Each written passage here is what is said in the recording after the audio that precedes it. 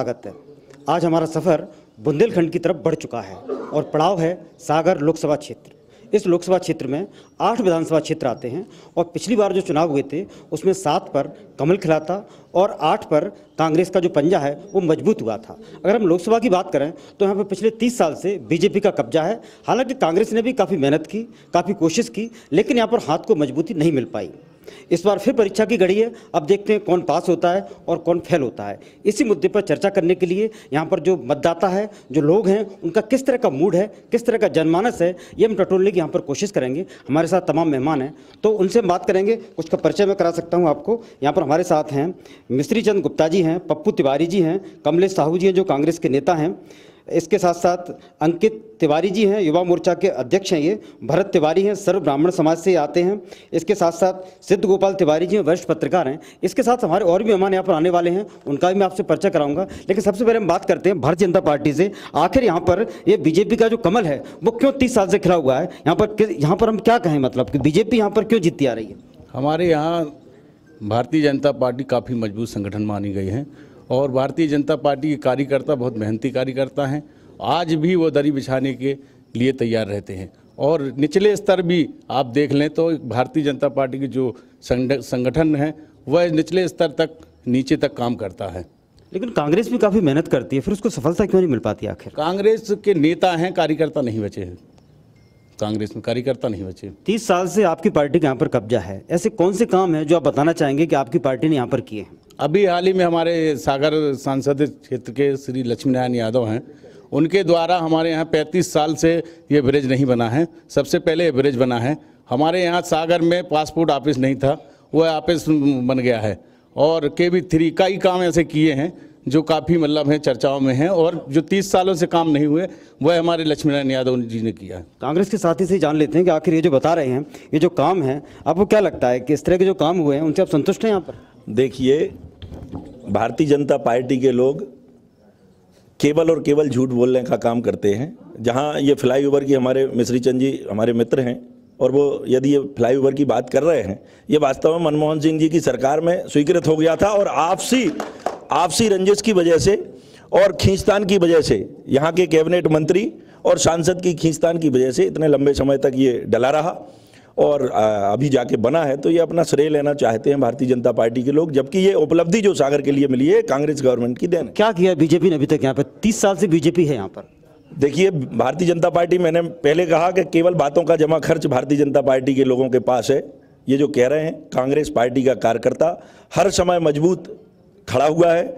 इस बार मुझे तो ऐसा लगता है कि कांग्रेस पार्टी के लिए बाकओवर मिलने वाला है। भारतीय जनता पार्टी अपना प्रत्याशी भी घोषित नहीं कर पा रही है। हमारे प्रत्याशी के सामने सच्चाई ये है, हम बड़ी मजबूत स्थिति में हैं और सागर की लोकसभा सीट हम निकालने वाले हैं और कांग्रेस गवर्नमेंट की उपलब्धियां सारे लोग जानते हैं। हम भी यदि कहें कांग्रेस गवर्नमेंट की उपलब्धि के रूप में बीना रिफाइनरी आदरणीय मनमोहन सिंह जी की देन है वास्तव में, जो यहाँ के लिए हम इनसे पूछना चाहते हैं हमारे मित्रों से, इन्होंने औद्योगिक क्षेत्र में क्या किया, बता दें एक भी कोई उपलब्धि हो भारतीय जनता पार्टी। अभी कमलनाथ जी की सरकार आई है, क्या लग रहा है इससे आपको? उन्होंने तमाम तरह के जो वचन पत्र में वादे किए उनको पूरा करने की जो बात कह रही है कांग्रेस, कितना असर मानते हैं आप यहाँ पर? देखिए, कांग्रेस गवर्नमेंट ने जो वादे किए हैं, माननीय कमलनाथ जी हमारे नेता हैं, उन्होंने जो वादे किए हैं और वो उस दिशा में आगे बढ़ चुके हैं। अभी तक आचार संहिता लगने के पहले 22 वचनों को पूर्ण करने का काम कांग्रेस की सरकार ने किया है।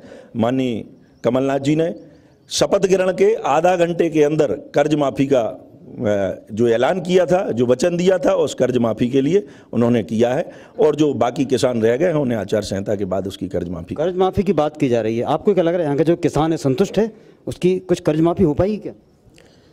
देखिए, सबके सामने है, कर्ज माफ़ी तो भाजपा ने भी की है, लेकिन सिर्फ कुछ व्यापारियों की है। महज मुट्ठी भर 10-15 बड़े व्यापारियों का कर्ज माफ़ करने का काम भाजपा ने किया है और पूर्व में भी कांग्रेस समूचे हिंदुस्तान के अंदर कर्ज माफ़ी कर चुकी है और आदरणीय कमलनाथ जी ने भी मध्य प्रदेश में जो वचन दिया था उसकी कर्ज माफ़ी कर वो दिखा चुके हैं। हमेशा से कांग्रेस पार्टी आम आदमी की पार्टी रही है। चाहे महात्मा गांधी जो मनरेगा योजना है उसको भी लागू करने वाली कांग्रेस पार्टी थी। 30 और 40 रुपए दिन के मजदूर को पहली बार 400 और 500 रुपए तक पहुंचाने वाली कोई पार्टी है तो महज कांग्रेस पार्टी है। आप बताइए क्या कुछ कहना है? मध्य प्रदेश में एक भी किसान अगर 2 लाख का वो बता दे, जो बताया था मुख्यमंत्री ने, और एक भी किसान को अगर 2 लाख, कांग्रेस पार्टी लिस्ट लेके बैठी है, वो कह रही लिस्ट अगर एक भी बता दे, प्रमाण पत्र बता दे, तो हम उनके लिए 2 लाख रुपए हम उनको अलग से देंगे। जो अगर बता दे, यहीं पर बैठे हैं, एक भी कोई भी प्रमाण पत्र बता दे कि हाँ कांग्रेस सरकार ने अभी तक किसी 2 लाख रुपया किसी कर्ज को माफ किया। आचार संहिता लग गई इसलिए नहीं हो पा रहा। अरे वो 10 दिन की बात कर रहे थे। मैं अपने भाइयों से यही कहना चाहता हूं कि ये कांग्रेस के लोग बता दें, एक भी किसान पूरी लोकसभा के अंदर किसी किसान का कर्ज माफ हुआ हो। और ऐसा नहीं, मैं दावे से कह सकता हूं ये चीज कि झूठ बोलना और झूठ बोल के छल करके चुनाव जीत गए। अब चुनाव जीतने के बाद जो विकास का कार्य मध्य प्रदेश में चल रहा था, वो विकास ऐसा पड़ा है कि दिग्विजय सिंह जनता को याद आने लगे हैं।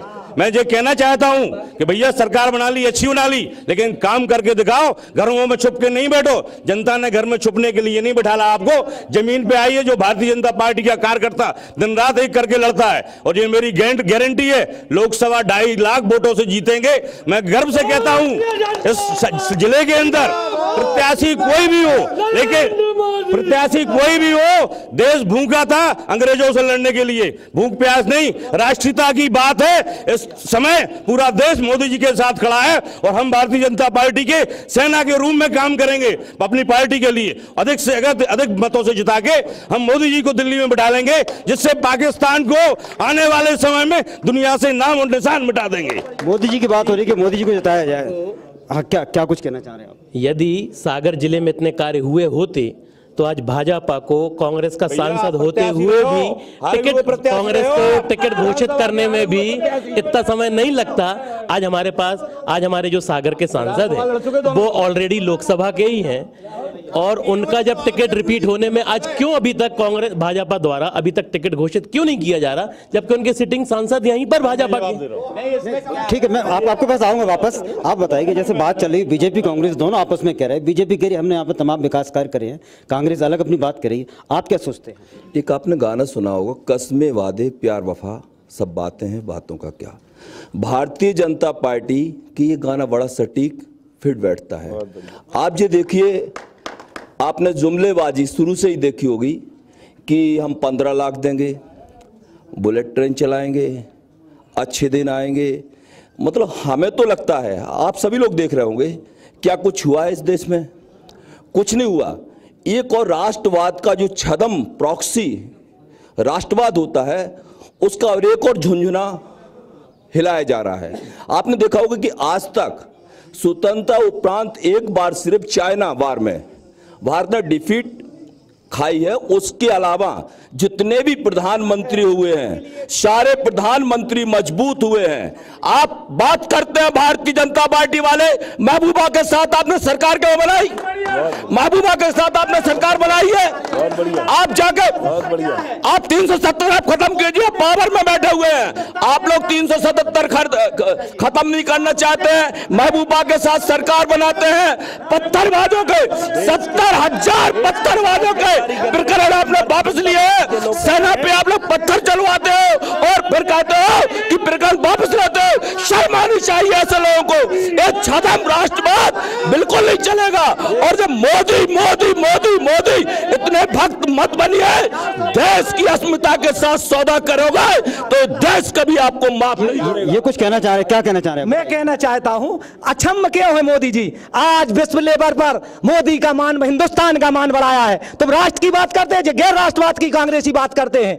आज एयर स्ट्राइक लेकर उरी सेक्टर से लेकर पुलवामा में हफीज के लिए वहीं मार के गए टेररिस्ट के लिए हिंदुस्तान का मान बढ़ाया है। इस भारत माँ के जननी का मान बढ़ाया है। ऐसा हिंदुस्तान राष्ट्र का लोग करे 15 लाख रुपए तो दिए नहीं। 15 लाख 2.5 लाख तो आ रहा है सर, आवास योजना के अंतर्गत प्रधानमंत्री। ये गलत है। नहीं, आने वाले हैं। आज बता लाख रुपए आने वाले हैं, आने नेक्स्ट आएगा। आज तक 70 साल में कांग्रेस ने क्या किया? 15 लाख का जो ये लोग कांग्रेसी मतलब बोलते रहते 15 लाख मिलेंगे, ऐसा भी कोई वीडियो या तथ्य ये लोग दिखा दें। मतलब कांग्रेस के एक नेता है, नेताम करके कोई, उन्होंने अनाउंसमेंट किया है, कांग्रेस को छोटा चैलेंज है, अगर वो वीडियो दिखा रहे हैं जहां 15 लाख देने का बोला हो, एक कैलकुलेशन बताया था, इन लोगों ने उसका एक जुमला बना के जनता के बीच में चलाया कि 15 लाख आएंगे, 15 लाख देने का नहीं बोला, 15 लाख का एक कैलकुलेशन बनाया। और इनके बराबर कोई झूठ बोल रहा हो, इनसे बराबर झूठ बोलते बोलते बोलते देश से 70 साल से दीमक की तरह खा गए लोग देश को। राहुल गांधी अब राहुल गांधी कह रहे हैं 72,000 रुपए देंगे, तो इसको क्या माना जाए, जुमला है क्या है? जो जुमला है झूठ है। कैसे इकोनॉमिक लाएंगे, इकोनॉमिक राष्ट्र अर्थव्यवस्था कैसे हिंदुस्तान की ला पाएंगे? मैं कहना चाहता हूं मोदी जी 6,000 रुपए प्रत्येक किसान के लिए देंगे, वादा किया है तो 2 करोड़ किसानों के पास पहुंच चुके। आज 2 लाख रुपए के नाम पर कमलनाथ की सरकार ने 1 रुपया नहीं डाला और एक प्रमाण पत्र बता दिया और ठगा सा महसूस कर रहा किसान। हमारे साथ एक वरिष्ठ पत्रकार तिवारी जी बैठे हैं। तिवारी जी, आपको क्या लगता है, जिस तरह की बात यहाँ पर सामने आ रही है, मोदी जी के लिए कहा जा रहा है कि वो अच्छा काम कर रहे हैं, उनको आना चाहिए दोबारा से, आप क्या सोचते हैं?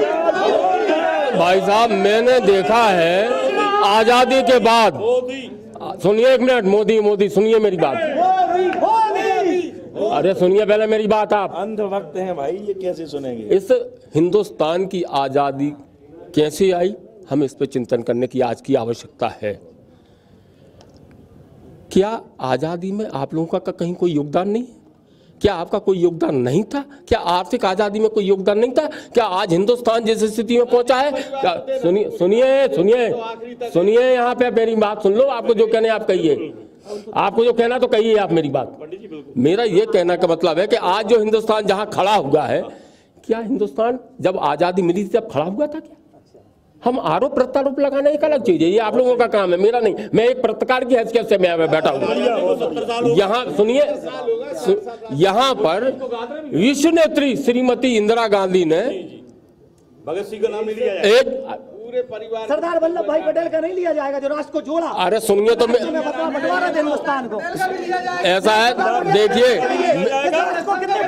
यहाँ पे जयचंदों का भी हम नाम लेंगे। अरे यहाँ पे हम जयचंदों का भी नाम लेंगे जिन्होंने आजादी के लिए एक नाम गिना दे कि इनके भारतीय जनता पार्टी के लोगों का एक आदमी कांग्रेस के उस आंदोलन में शामिल हुआ है जिन्होंने आजादी दिलाई। मैं ये कहना चाहता हूँ कि आज हिंदुस्तान की राजनीति ऐसे निर्णायक मोड़ पे खड़ी है कि एक और विचारों की अभिव्यक्ति नहीं हो पा रही है। पत्रकारिता के क्षेत्र के जो पत्रकार हैं वो जिम्मेदारी का निर्वाह कर रहे हैं और राजनीतिक दल अपने स्वार्थ सिद्धि में लगे हुए हैं, चाहे कांग्रेस के बुजुर्ग नेता हो, चाहे भारतीय जनता पार्टी के जो मोदी मोदी चिल्ला रहे हैं, ये इन्हें देश को लूट के खा दिया। आज नोटबंदी के नाम पे आम आदमी परेशान है। आज हम आपको वापस आते हैं। कुछ हमारे साथ युवा भी आ रहे हैं, ये युवा हमारे सामने बैठे हैं। ये सागर की बात करें तो सागर में मुख्य मुद्दा क्या मानते हैं? बेरोजगारी की मुद्दा मानते हो, बड़ा मुद्दा? ऐसा नहीं कह सकते कि सागर में मुख्य मुद्दा बेरोजगारी का है। और मेरा ये मानना है, मैं एक आम आदमी होने के नाते, चाहे वो भारतीय जनता पार्टी की सरकार हो चाहे कांग्रेस की सरकार हो, ऐसे जो अभी हमारे कांग्रेस के राष्ट्रीय अध्यक्ष सम्मानीय राहुल गांधी जी ने बोला है कि मैं 72,000 रुपये सालाना दूंगा। ईमानदारी से, आप वरिष्ठ हैं, आप पत्रकार हैं, ये संभव भारत में नहीं है। आप एक रास्ता बनाइए। मोदी जी ने स्किल डेवलपमेंट दिया, सत्य है, स्वरोजगार योजना के अंतर्गत ट्रेनिंगें चल रही हैं, आज कई सीख के अपना रोजगार। भारत में 100% आदमी सरकारी नौकरी नहीं कर सकता, वो कोई भी सरकारें नहीं दे सकती, तो उसका रास्ता मोदी जी ने निकाला। तो आप और हम झूठ नहीं बोल सकते। उससे लाभ लेके भारत में 10 लाख युवा आज रोजगार में लगे हैं। कोई कपड़ा सिल रहा है, मुद्रा लोन दे के मोदी जी ने रोजगारों से लगाए, ऑटो दिए, वाहन दिए। तो ऐसा नहीं है तो भैया, ढोल नहीं चलवा रहे, बाजे नहीं बजवा रहे। ये क्या है? ये जो कुछ हो रहा है ठीक लग रहा है आपको? ये जो कुछ काम की बता रहे हैं स्किल डेवलपमेंट से लोगों को रोजगार। चैनल के सभी दर्शकों को मैं रामनवमी और नौ दुर्गा की शुभकामनाएं देता हूं। आप सागर में पधारे और बुंदेलखंड की क्या व्यथा और दशा है, इस पर आप चर्चा कर रहे हैं। इसलिए आपका चैनल बधाई के पात्र है। जय चंदों से अय्यार अभी जिंदा हैं, जाफर से मक्कार अभी जिंदा है। उस दौर के गद्दार तो मारे गए, इस दौर के गद्दार अभी जिंदा है। इसका तात्पर्य यह वह बुंदेलखंड है जो आजादी के बाद भी पीने के पानी के लिए तरस रहा है और रोटी खाने के लिए तरस रहा है।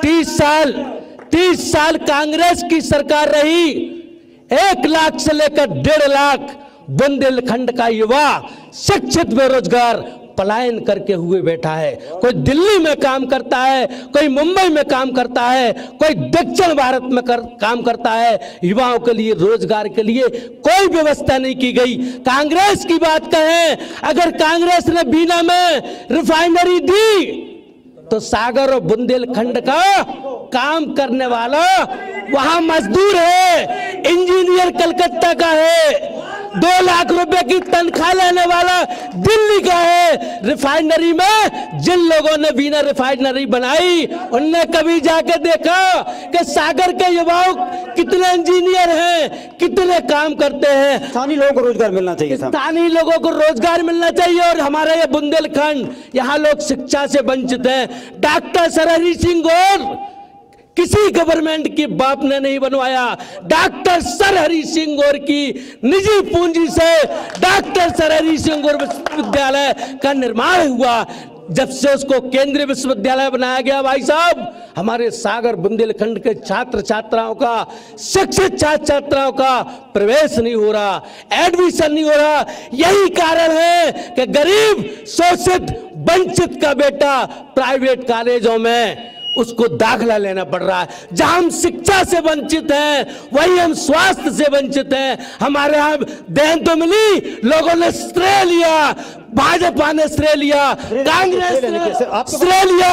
और मैं एक चैनल के माध्यम से यहाँ बैठे नेताओं से विनती करना चाहता हूँ, प्रार्थना करना चाहता हूँ कि आप लोग बहुत लड़ो, लेकिन लड़ाई लड़ो शिक्षा की लड़ाई, रोजगार की लड़ाई, स्वास्थ्य की लड़ाई, पानी की लड़ाई, रोटी की लड़ाई। ये लड़ाई कांग्रेस भाजपा और शिवसेना की जिंदगी भर चलती रहेगी। सागर और बुंदेलखंड को आगे बढ़ाने की लड़ाई होना चाहिए, उस पर चर्चा होना चाहिए। आपस में कुत्ता बिलाइयों जैसे हम क्यों भौं करें। बिल्कुल सही कहा उन्होंने। पानी की लड़ाई की जो बात कर रहे हैं, पानी का मुद्दा यहाँ पे आप देख रहे होंगे कि आप लोग यहाँ के रहने वाले हैं कि पलायन की बात की जाती है, पलायन कर जाते हैं। ये पानी का मुद्दा आखिर क्यों नहीं, कोई भी सरकार यहाँ पर रही हो कि उसको गंभीरता से नहीं लेती है। यहाँ 35 साल से भाजपा का सांसद है, विधायक है, सागर में महापौर है और जिला पंचायत अध्यक्ष है, पार्षद से लेके प्रधानमंत्री तक इनका है। अब कोसने का काम नहीं रहा। उस समय कुछ जमीन के रेट और होते थे, आज रेट बढ़ गए। उस समय एक बोर के लिए कुछ कम पैसे निकलते थे, आज करोड़ों अरबों के तालाब खुद रहे, डैम बन रहे। लेकिन एक डैम हमारे लक्ष्मीनारायण यादव जी ने एक डैम पास नहीं करा पाए कि जहां हम लोगों को सागर के लिए निजी सुविधा उपस्थित हो चुकी। और रही बात दादा के विकास की, तो अभी बोल रहे थे ये किया वो किया, ये मनमोहन जी के समय का है। और ग्राम बड़ौदा गोद लिया गांव है, वहां के लोग तड़प तड़प के रोए और 2000 वोटों से कांग्रेस को पोलिंग जताई है। तो अब इससे आप अनुमान लगा सकते कितना विकास किया होगा दादाजी ने। हमारे साथ एक महिला भी आई है, श्वेता यादव, इनसे भी हम बात करने की कोशिश करते हैं। महिलाओं की हम बात करें श्वेता जी, तो महिलाओं के लिए यहाँ पर कितना काम हुआ है और महिलाएं अपने आप को कितना सुरक्षित महसूस करती हैं? जहाँ तक मेरी जानकारी और यहाँ बैठे जितने भी मेरे वरिष्ठ जन हैं, उन्हें शायद ध्यान होगा कि कुछ दिन पहले सागर को सबसे सुरक्षित शहरों की श्रेणी में देश में रखा गया। और निश्चित ही कि भारतीय जनता पार्टी का कुशल प्रशासन ही था कि आज महिलाएं शहर में सुरक्षित हैं। आप रात को 12 बजे निकल जाइए, 2 बजे निकल जाइए, मैं खुद महिला हूं और जितना सुरक्षित मैं अपने शहर में महसूस करती हूं, इतना सुरक्षित मैं शायद ही है कहीं और महसूस करती हूं। रही बात महिलाओं को आर्थिक तौर पर सक्षम बनाने की, तो भारतीय जनता पार्टी एकमात्र ऐसी पार्टी है कि शिवराज सिंह की सरकार में हमने 16,000 स्वयं सहायता समूह बनाए और हमने महिलाओं को प्रशिक्षित किया। आज भी हम जितने भी हमारे कुछ कौशल विकास केंद्र चल रहे हैं, ज़्यादा से ज़्यादा महिलाओं को, ज़्यादा से ज़्यादा बच्चियों को हम इस स्तर पर लाना चाहते हैं कि वो स्वयं के लिए रोजगार निर्मित कर पाएं। और भारतीय जनता पार्टी महिलाओं को मजबूत करने के लिए संकल्पित है और हमारा हर संभव प्रयास रहता है कि महिलाएं आर्थिक तौर पर सक्षम हो, तभी वो सक्षम हो पाएंगी। महिलाओं की सक्षमता की उन्होंने बात करी कि महिलाएं सक्षम हो रही हैं यहाँ पर। अगर हम और दूसरे वर्ग की बात करें, यहाँ पर रोजगार की जो बात की जा रही है, एक बड़ा मुद्दा है यहाँ पर कि नहीं है?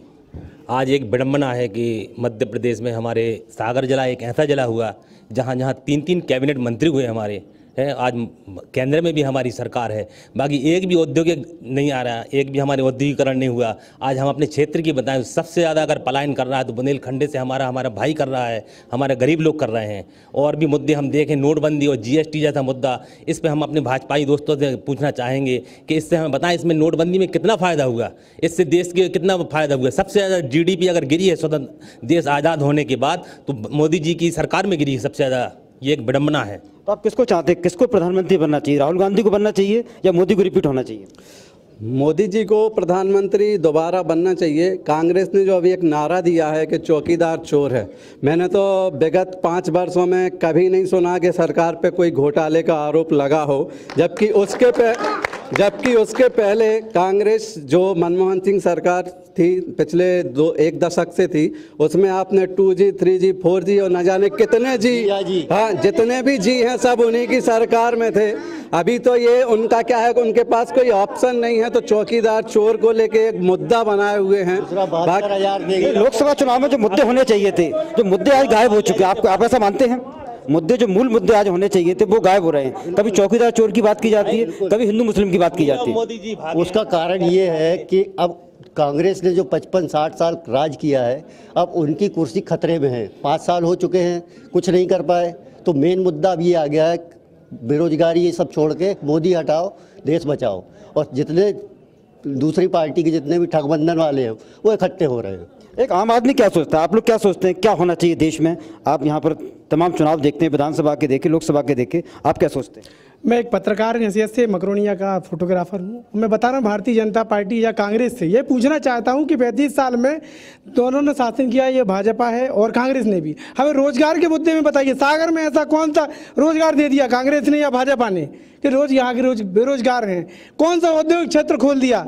लोग बेरोजगार घूम रहे हैं। आप प्रधानमंत्री की बात करते हैं, प्रधानमंत्री आवास योजना की बात करते हैं, चाहे पार्षद हो चाहे सब कुछ, रिश्वत लेते हैं। एक किस्त आती है, दूसरी किस्त नहीं आ पाती। और रहा नोटबंदी का, नोटबंदी में आम व्यक्ति जनता परेशान होती रही, गरीब व्यक्ति, अमीर आदमी कभी नोटबंदी में नहीं लगा। तो नोटबंदी से कहीं ना कहीं परेशानी हुई है। हमारे साथ और लोग भी हैं। जैसे मोदी जी से अभी जो बात होती है लोगों की, मोदी जी खुद कहते हैं, मीडिया से भी कहते हैं कि 5 साल उनको गड्ढे भरने में लग गए हैं, अब वो काम करेंगे अगर उनको दोबारा से मौका मिलता है।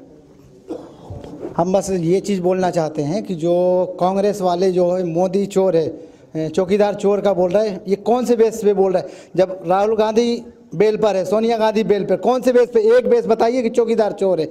भाई लोन दिया गया था, किसने लोन दिया था? ये लोन कांग्रेस की सरकार ने दिया ना। भागने को तो कोई भाग सकता है, डर के मारे भाग गई है ना।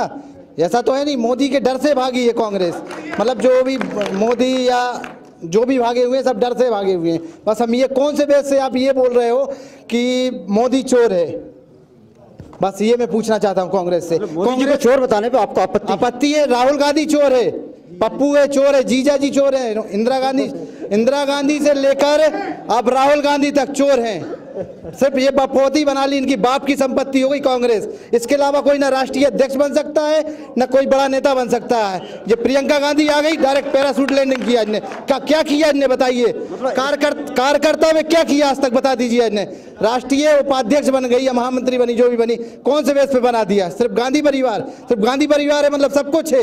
एक कोई भी, इतने भी नेता है, कोई बता सकता है कि कोई अध्यक्ष बन सकता है? कोई नहीं बन सकता। सिर्फ गांधी। स्थानीय जो कार्यकर्ता उनको महत्व मिलना चाहिए, आपका कहना ये? हाँ, स्थानीय या राष्ट्रीय जो भी है। आज कोई भी, आज हमारे बड़े भाई जो नेवी जैन जी बैठे हैं, क्या ये दावा कर सकते हैं कि ये जिले के अध्यक्ष बन सकते हैं? नहीं बन सकते। जब तक हाईकमान से ऑर्डर नहीं आए, गांधी परिवार से नहीं मिलेगा, तब तक कोई भी बड़े नेता को कोई पद नहीं मिल सकता। नेमी चंद जी, किस तरह की बात हो रही है, आपको क्या लग रहा है? कुछ ऐसा हो सकता है कि जैसे इन्होंने आवाज़ उठाई है कि आपकी पार्टी में सिर्फ एक ही परिवार का वर्चस्व रहेगा, क्या लग रहा है आपको?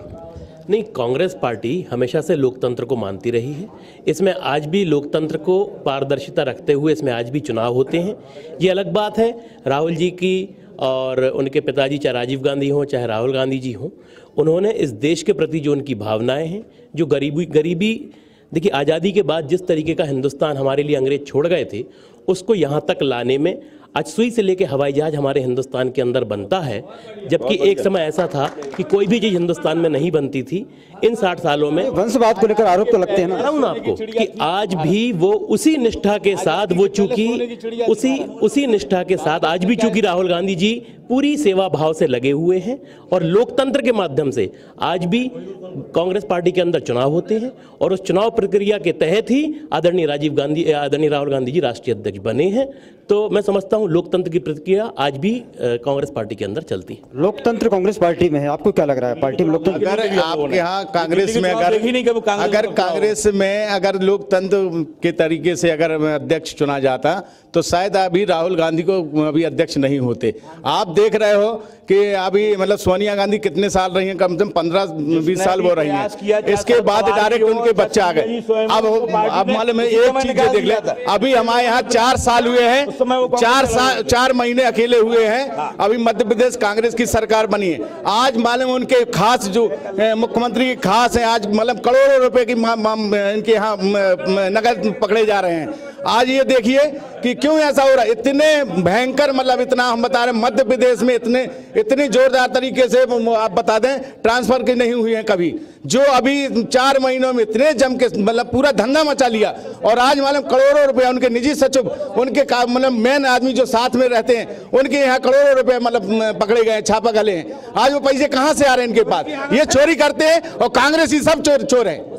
ये तो रही पार्टियों की बात, लेकिन हम अगर और लोगों से बात करें कि सागर का जो मुद्दा है यहाँ पर, जैसे जो तालाब की हम बात करें, तालाब आपका भ्रष्टाचार का एक बड़ा अड्डा बना हुआ है, क्या कहेंगे आप? भाई साहब, तालाब के साथ साथ मैं 2 शब्दों से आपने बात कहूँगा। जैसा कि ये बोल रहे थे राष्ट्र की बात अगर करें तो आज़ादी का जो आंदोलन हुआ था या जो देश को आज़ादी मिली थी, उस समय दलाली में अगर नाम जोड़ा जाए ना तो हेगडेवर, वीर सावरकर से लेकर ध्रुव सक्सेना तक ये भाजपा के लोग रहे, आरएसएस के लोग रहे, संघ के लोग रहे, जिनने देश की आज़ादी से लेकर आज तक सिर्फ दलाली पे काम किया है, देश को दलाली काम किया है। अब इनके बाद एक भी स्वतंत्रता संग्राम सेनानी ये बता देंगे ना, इनका एक भी स्वतंत्रता संग्राम सेनानी, तो मैं इनको 2 लाख दूंगा। अगर ये कर्जे की बात करा तो अगर ये लिख के दे रहे हैं आपके चैनल पे, अगर ये आपके चैनल पे लिख के दे दें कि अगर हम एक किसान का कर्ज बता दें 2 लाख देंगे, लिख के दे दें, तो मैं इनको अभी लिस्ट दूंगा। और आज रही स्थानीय मुद्दों की बात, तो आप स्थानीय मुद्दे पे सुनिए। सबसे ज्यादा यहाँ पे 25 वर्षों से यहाँ पर भाजपा के सांसद, 25 वर्षों से भाजपा के विधायक, 25 वर्षों से यहाँ पर भाजपा के महापौर, लेकिन तालाब जस का तस, तालाब पे लाखों करोड़ों रुपए आता है, भ्रष्टाचार की भेंट चढ़ जाता है। यहाँ पर युवाओं को रोजगार के नाम पे घंटा पड़ा दिया जाता है, युवाओं को रोजगार के नाम पे घंटा पकड़ा दिया जाता है। आज यहाँ पे बात होती है अगर विश्वविद्यालय की, सेंट्रल विश्वविद्यालय था, यहाँ के बच्चे पढ़ते थे, यही शिवराज सिंह चौहान यहाँ पे 6 लाख रुपए संबंधिता के लगते थे, 8 लाख रुपए में छतरपुर से लेके आ रहे हैं मान्यता। आखिर क्यों? यहाँ का छात्र हर साल 10,000 छात्र पलायन करता है। सागर को एक और आपको बता दें, सागर सबसे ज्यादा फेमस हुआ इन 15 वर्षों में, तो यहाँ पर घोटाले में फेमस हुआ है सागर। सागर में पार्षद महोदय बैठी है श्वेता यादव, इनके द्वारा बीएलसी घोटाला किया गया। यहाँ के तमाम प्रकार के घोटाले हुए, एक एक करके अनेकों प्रकार के घोटाले किए गए। यहाँ का एक युवा मोर्चा का जिला अध्यक्ष है, अवतार एजेंसी का घोटाला उसके द्वारा किया गया। भाजपा के शासनकाल में सिर्फ सागर नगर में अगर स्थानीय मुद्दों की आप बात करें, घोटालों के अलावा कुछ नहीं मिला। यहाँ पे दादा सांसद है, उनका एक विकास हुआ है कि इन 5 वर्षों में उनके बेटे सुधीर यादव को एक बार विधानसभा का टिकट मिली, इसके अलावा सागर का कोई विकास नहीं हुआ। आपने पार्षद श्वेता यादव पर जो आरोप लगाया घोटाले का, मैं श्वेता जी से जाता हूँ उनके पास। श्वेता जी, आपके ऊपर जिस तरह के आरोप लगाए जा रहे हैं कि आपने घोटाला किया है, सबसे पहले घोटाले के ऊपर आप क्या कहेंगे? भाई साहब, जहाँ तक मुझ पर आरोप है तो मेरे ख्याल से इसका जवाब मैं नहीं दूंगी। जांचें हुई और जांच रिपोर्टें देंगी, एक प्रक्रिया थी वो हुई। अगर मेरी माँ से कोई भूल हुई, क्योंकि माँ को नियम की उतनी जानकारी नहीं थी और मुझे ज्ञात हुआ, मैंने राशि वापस की। और ये कभी इतना बड़ा मुद्दा नहीं बन सकता, क्योंकि ऐसे कई लोग हैं जिन्होंने गलती से राशि अगर आ गई और वापस की, चूक हो जाती। मेरी माँ उतनी शिक्षित नहीं है, मैं घर पर नहीं थी, कंसल्टेंट्स घर, क्योंकि फॉर्म पार्षद का घर है, फॉर्म घर से ही जाते हैं। फॉर्म गए, कच्चा मकान है, 150 साल पुराना, आप सभी आमंत्रित हैं, आइए, कभी मैं दिखाऊंगी। आप लोकसभा चुनाव के लिए दावेदार हैं, ये जो गलती हुई है ये कितनी भारी पड़ सकती है आपके लिए? भाई साहब, भारतीय जनता पार्टी कभी भी मीडिया ट्रायल पे विश्वास नहीं करती। हम राजनीतिक क्षेत्र में हैं, आरोप लगते रहते हैं और आरोप प्रत्यारोप की राजनीति में मैं करना नहीं चाहती। मैं अगर डिजर्विंग हूँ, मुझ में अगर क्षमताएं हैं और पार्टी को अगर मुझ में क्षमताएं दिखती हैं तो इन आरोपों से कोई बहुत ज़्यादा फर्क नहीं पड़ता।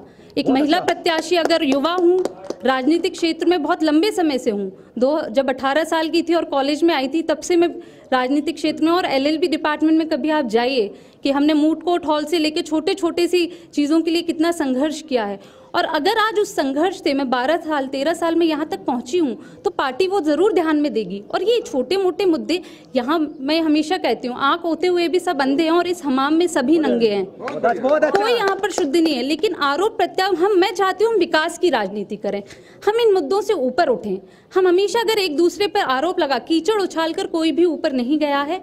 और मैं चाहती हूँ कि वही राजनीति की शुरुआत हो जब अटल जी ने इंदिरा गांधी जी की तारीफ की, उसी संसद में की थी, और जब इंदिरा गांधी जी के शासन में अटल जी विदेश मंत्री बने थे। इस तरह की राजनीति की शुरुआत। आरोप की राजनीति से आप चाहती हैं आरोप आप नहीं होने जीत, आप क्या सोचते हैं कि यहाँ पर किस तरह का कैंडिडेट होना चाहिए? अभी तक आपने पूरे चुनाव देखे होंगे, बहुत वरिष्ठ हैं आप, किस तरह का कैंडिडेट यहाँ पर होना चाहिए जो लोगों की सेवा कर सके? यहाँ पर भाई साहब क्या है कि लंबे समय से इस क्षेत्र की उपेक्षा हुई है। जो भी जनप्रतिनिधि आया है, वादे तो बहुत बहुत किए हैं। आज मैं एक बहुत बड़ी बात बताना चाहता हूँ, लोग बड़े भ्रम में हैं। PV नरसिंहा राव जी जब प्रधानमंत्री थे, उनकी दंती ओमानी फैक्ट्री जो लगी हुई है। सेकंड, यहाँ पे पानी की बहुत गंभीर समस्या थी, लेकिन राजघाट ले आने वाला अगर कोई आदमी है तो मध्य प्रदेश का मुख्यमंत्री दिग्विजय सिंह है। सच्चाई को स्वीकार करना चाहिए। उसके अरे नायडू साहब को पैसा किसने दिया यार, बात करते हो? अरे मुख्यमंत्री को फालतू बात करते हो तुम, क्या बात करते हो तुम? नगर निगम की पाइपलाइन किसने मैच खाई?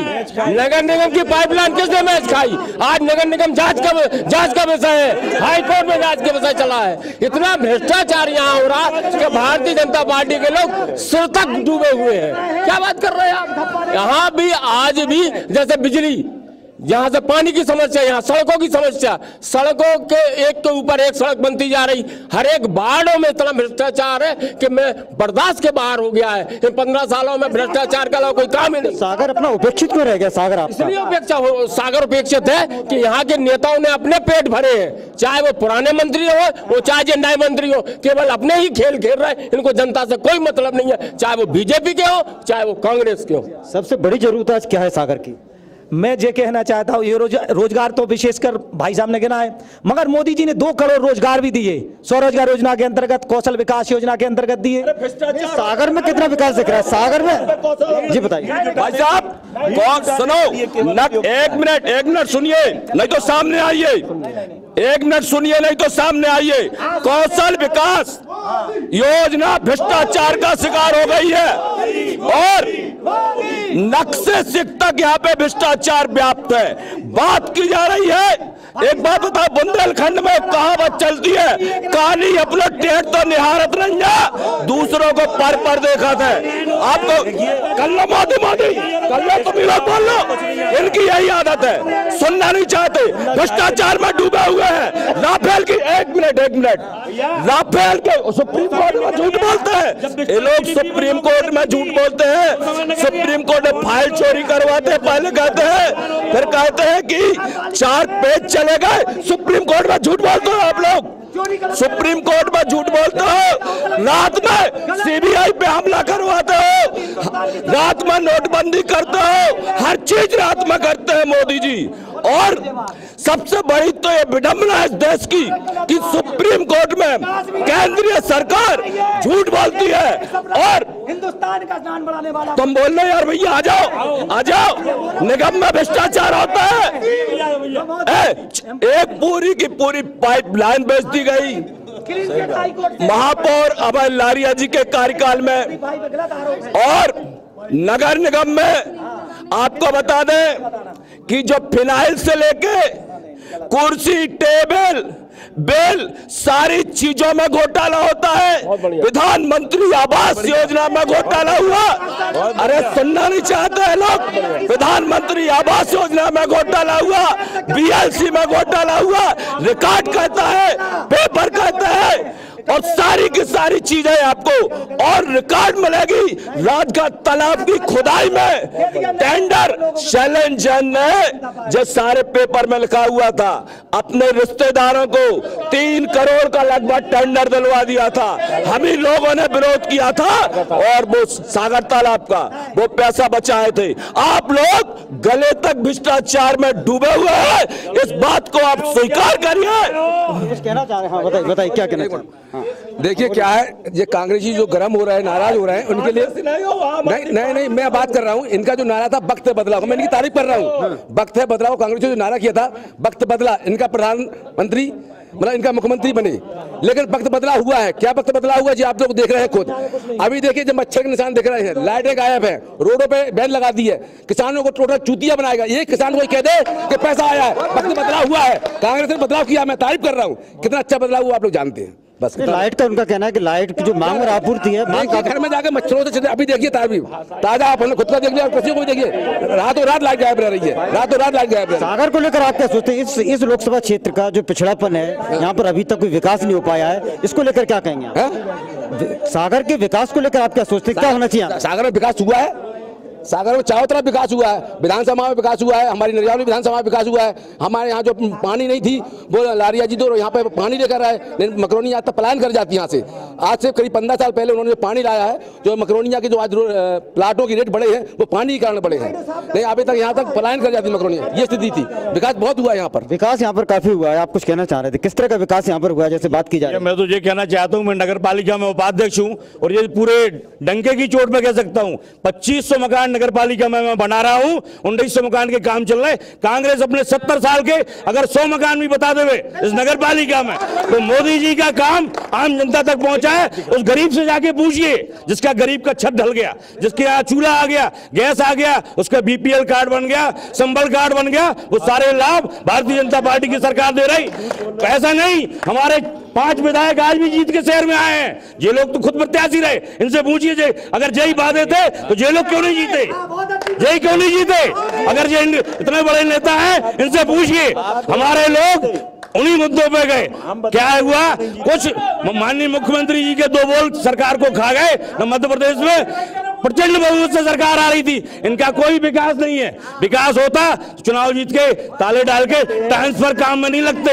मेरे को एक फोन आता है एक मित्र का, बलवंत सिंह कहा हूं, बलवंत नाम का एक मुंशी पदमाकर थाने में पदस्थ है।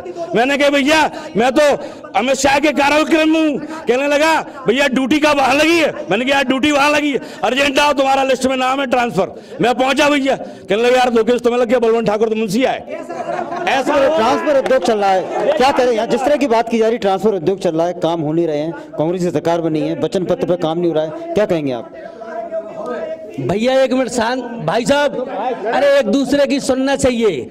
हम सब लोकल के लोग हैं, यही हमने जन्म लिया, कोई पिता तुल्य है, कोई बड़ा भाई है, कोई छोटा भाई।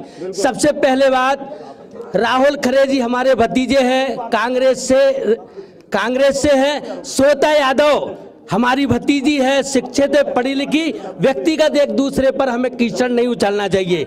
हम सबों को तो मिल के ये कहना चाहिए कि सागर की बिटिया को टिकट मिले और ये सांसद बने और ये प्रधानमंत्री बने, क्योंकि जब तक बुंदेलखंड में प्रधानमंत्री नहीं मिलेगा, बुंदेलखंड का पिछड़ापन कतई दूर नहीं होगा।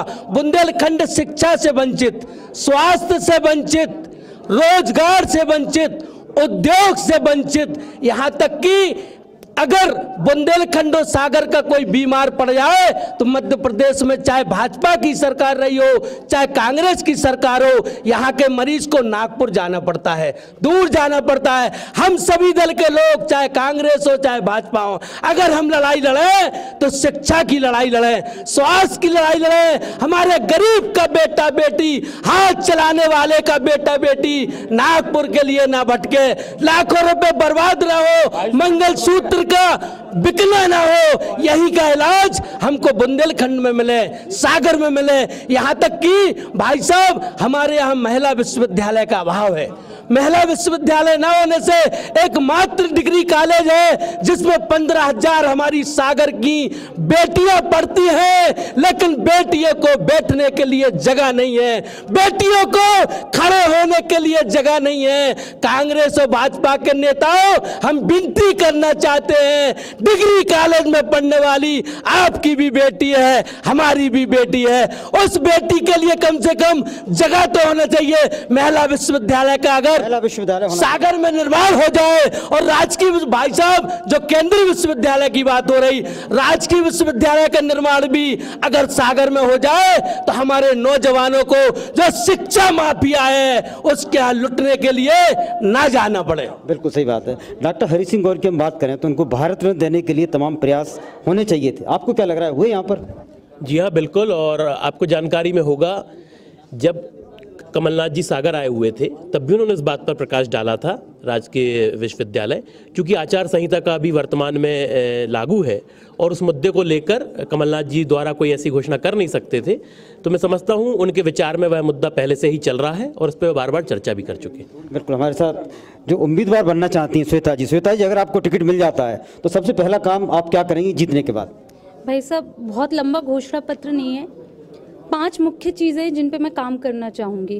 और मैं आज से नहीं, मैं बहुत छोटे से ये सोचती थी कि ये सागर के लिए ज़रूरी है, क्योंकि सुनती रही हूँ पिताजी राजनीतिक क्षेत्र में रहे हैं। पहला, शिक्षा। मुझे लगता है अगर शिक्षा अच्छी हो जाएगी तो उस दिन देश का, शहर का, हर जगह का भविष्य अच्छा हो जाएगा। जैसे हमारे यहाँ जिले में 4 केंद्रीय विद्यालय, ग्रामीण स्तर तक केंद्रीय विद्यालय ले जाना मेरा पहला लक्ष्य है। दूसरा, आईटी पार्क के लिए बहुत लंबे समय से हमारा युवा संघर्ष कर रहा है और मैं यहाँ पर कह रही हूँ, अगर भारतीय जनता पार्टी मुझे प्रत्याशी बनाती हो तो मैं आईटी पार्क इस शहर को दूंगी, ये मेरा वचन है। तीसरा, मैं एक कृषि कॉरिडोर बनाना चाहती हूँ।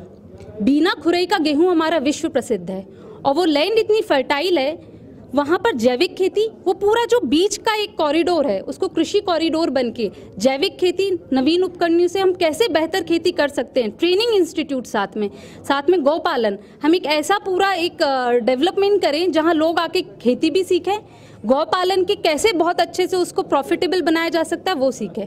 तीसरा, बमौरी तिगड्डा से जो हम भोपाल राजमार्ग के लिए निकलते हैं, इस रोड को पूरा इंटरकनेक्ट करते हुए 4 लेन, इसको हम इंडस्ट्रियल कॉरिडोर की तरह डेवलप कर सकते हैं। ये मुख्य चीज़ें हैं। इसके बाद नागपुर के लिए ट्रेन बहुत ज़रूरी है। बार बार हमारे भाई भी बोल रहे हैं कि अगर हमारे यहाँ 10 बसें चल रही हैं जो रोज़ नागपुर जाती हैं और भर के जाती हैं, जिनमें टिकट बुक करना पड़ता है, तो मेरे ख्याल से वो ट्रेन, और शिरौन, शमशाबाद, कुरवई, इन तीनों क्षेत्रों में अभी तक रेल मार्ग नहीं है। मैं नहीं जानती किन कारणों से पिछले सांसदों ने इस चीज़ पर ध्यान नहीं दिया, लेकिन ये तीनों क्षेत्र शिरौन, शमशाबाद, कुरवई रेल मार्ग से कनेक्ट होना चाहिए, जो बहुत ज़रूरी है। बहुत अच्छी बात है कि जो आपने बात कही कि अगर आप बनती हैं तो इस तरह के काम करेंगी। कमलेश जी, क्या आपको लग रहा है क्या होना चाहिए कि सागर को लेकर? देखिए, भारतीय जनता पार्टी के लोग, अभी बहुत सारे लोग चिल्ला रहे थे केवल मोदी मोदी के नारे लगाना इनके लिए आता है। वास्तव में अंधभक्ति में डूबे हुए लोग हैं।